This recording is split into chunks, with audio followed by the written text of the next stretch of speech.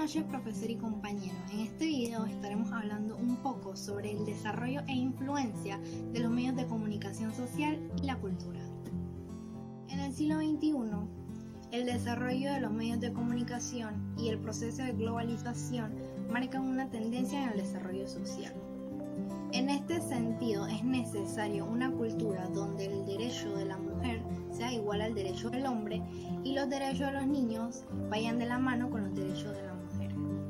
Es necesario brindar una cultura basada en el respeto, la tolerancia, la comprensión y la aceptación de la diversidad y dotarla con el derecho de elección libre. El ser humano necesita una cultura en la que los valores, el amor al prójimo, la igualdad, la unidad y la democracia sean un elemento que contribuya a la formación de la nueva generación. En esta difusión, los medios de comunicación juegan un papel muy importante. Por eso existe una relación entre cultura y medios. En una sociedad capitalista dividida en clases hostiles, la superestructura asegura un dominio político e ideológico de la clase capitalista que domina la economía. Nada es tan rígido y firme en la vida y en el sistema social. La superestructura depende relativamente de la base y la base económica influye en la superestructura al representar los vínculos económicos y políticos. Como siguiente punto hablaremos sobre el objetivo de la concentración del sistema de medios de comunicación en Panamá con sus relaciones con el poder económico y político. El objetivo de esta comunicación es determinar la estructura de propiedad de la industria de medios de comunicación en Panamá, con base al índice de concentración y reflexión sobre cómo afecta a la información y opinión que se requiere para la concentración de la democracia. Como bien podemos ver la imagen sobre la concentración del sistema de medios de comunicación en Panamá. La concentración es un obstáculo para la consolidación de la democracia porque rigen la pluralidad de opiniones políticas y limitan la diversidad y calidad de los contenidos mediáticos. Como siguiente podemos ver en la imagen la relación con el poder económico y político, que son las formas de comunicación que facilitan la producción, la diseminación y el intercambio de contenidos políticos o económicos en las plataformas, en las redes sociales, que permiten la interacción y la colaboración de los usuarios. Buenas noches, mi nombre es Greber Alvarado. Yo les hablaré sobre la concentración de las industrias panameñas, la historia, la estructura actual y las relaciones con el poder político. Ya sabemos que los medios de comunicación son muy importantes tradicionalmente. Han sido propiedad de los poderes económicos, un estrecho grupo que se ha caracterizado por su implicación y por extenderse a los líderes de la política. Alcanzan posiciones en el sector ya sea agrícola, industrial y comercial. El objetivo principal de la concentración de las industrias panameñas es determinar la estructura de la propiedad de las industrias de medios en Panamá, con base en índice de concentración y reflexionar sobre cómo afecta a la pluralidad informativa y de opinión que se requiere para la consolidación de la democracia. El problema actual es muy sencillo. Tenemos una estructura concentrada en los medios de comunicación. Son las limitaciones que ésta ofrece para alcanzar la diversidad de perspectivas acerca de los asuntos e intereses públicos que los ciudadanos tienen como derecho a recibir. Les hablaré un poco sobre los medios de comunicaciones en Panamá. La prensa escrita, siendo el primer medio de comunicación masivo en Panamá. Esto data de 1821, cuando se instaló con el apoyo directo de Simón Bolívar una imprenta que produciera el semanario Misceláneo del Istmo. Este periódico apoyó la independencia del Istmo de Corona española y su adquisición de Colombia.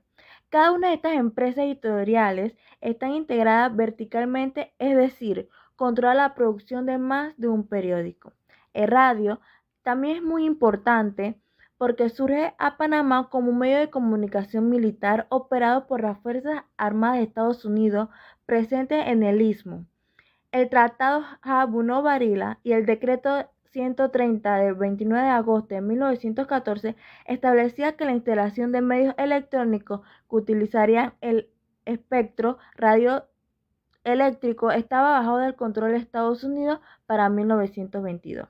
A pesar de esta variedad de opciones en radio y superpenetración, no es un medio muy popular, ni para los anunciantes ni para las audiencias. Es muy importante recalcar este punto. La televisión cronológicamente es la tercera industria mediática e informativa en instalarse en Panamá, pero rápidamente se proporcionó como la más importante para la mayoría de la población. Actualmente en Panamá hay 14 concesionarias de televisión abierta que emiten su señal a través de 75 frecuencias. Muchas gracias.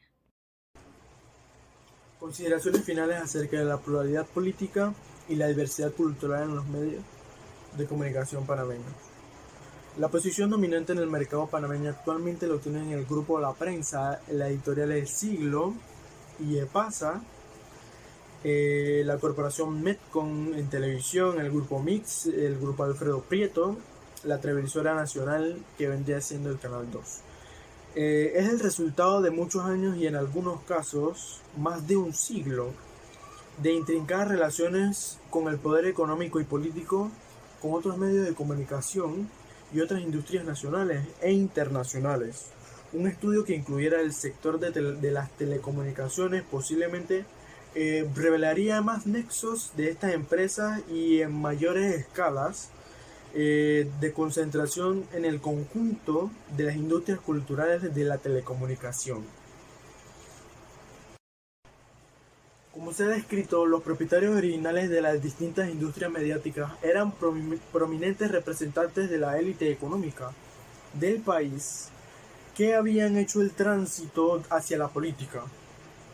En contraposición a los accionistas actuales, manteniendo su condición económica de élite, tienen perfiles políticos más discretos, se puede decir, aunque evidentemente están muy cercanos y muy ligados a la cúpula del poder económico. Además, la falta de información pública sobre las empresas concesionarias de un bien público es escasa, ya que éstas desempeñan una función pública. Obviamente hablamos de los servicios de radio y televisión.